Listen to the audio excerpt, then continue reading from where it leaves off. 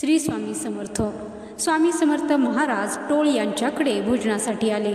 चिंतूपंत यांचा मुलगा विष्णूपंत हे सोलापूर कलेक्टरच्या दप्तर कचेरीत कारकून म्हणून कामाला होते. तेथील साहेब अतिशय कडक होते.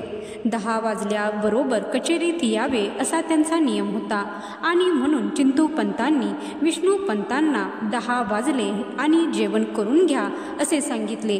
परंतु विष्णूपंत स्वामींचे अनन्य भक्त होते. इकडे कचेरीत जे व्हायचे ते होईल, पण स्वामींनी जेवण केल्याशिवाय आपण सुद्धा जेवण करायचं नाही असा निश्चय त्यांनी केला आणि घरीच बसून राहिले.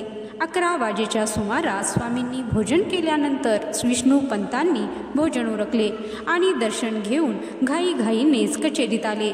कचेरीत आल्यानंतर एक आश्चर्य घडले. ते हे की त्यावेळी बाळकृष्ण देवराव हे कलेक्टर हेड क्लार्क होते. त्यांच्याकडे हजेरी भरण्याचे काम होते.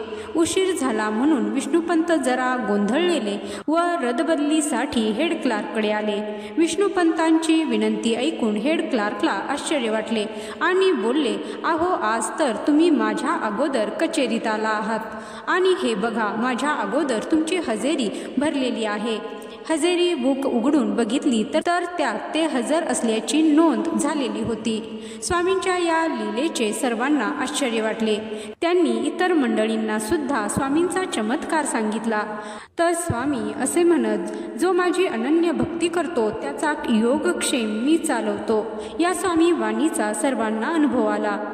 तर या कथेचा बोध हाच की जो पूर्ण समर्पण भावनेने स्वामींची भक्ती करतो त्याला त्याच्या भक्तीचे फळ एक ना एक दिवस मिळतेच मिळते. स्वामींवर विश्वास ठेवा. जय श्री स्वामी समर्थ.